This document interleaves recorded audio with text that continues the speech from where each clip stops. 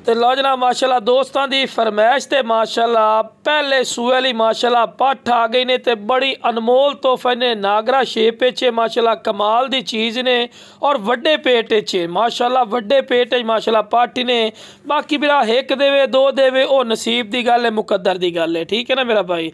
बाकी माशाल्लाह पहले सूए च हवाना चड्डा माशाल्लाह कमाल का बनाया इस ना कि वाकई जिन्होंने हवाना चड्डा आखते हैं। बाकी खूबसूरती नस्ल क्वालिटी वो तुहाडी अखां दे सामने, मैं जितनी तरीफा करा बार बार तुहानूं दस्सां फायदा कोई नहीं। वेखो जी चीज़ अपने मुँह आप बोलती कि वाकई कोई चीज़ है, हुसन वाली चीज़ ने, खूबसूरत चीज़ ने और डिमांड ही मुनासिब हो सी। हालांकि ये नाल दी बिरा पठ मंडी चले जाओ ना तो घट्टो घट्ट 55-60 हज़ार रुपये तो घट नहीं देंगे।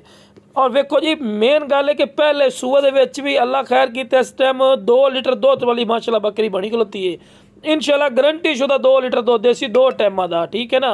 बाकी बिरा चारा भी खवा के विखा रहे हैं कि सेहतमंद और माशाल्लाह एक्टिव भी ने और डिमांड भी बिल्कुल जायज़ और मकबूल हो सी। कोई ज़्यादा डिमांड नहीं होती साड़ी, वो डिमांड नहीं होनी जी 60 हज़ार दी 65 हज़ार दी जी 70 हज़ार दी नहीं भाई। इंशाल्लाह तुसी राबता करना, तुहाडे राबते की कदर उसी और मुनासिब रेट ते मिल जासी।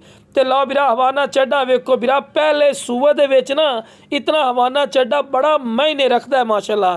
जेड़े शिकारी बंदे उन्होंने बेहतर पता है कि इतना हवाना चड्डा कितना मायने रखता है। बाकी बिरा 2 दांद ने फ्रैश 2 दांद 4 दांद रुपया एक नहीं लवांगे। तो लो बिरा टोर फिर के विखा रहे हैं कि सेहतमंद और माशाल्लाह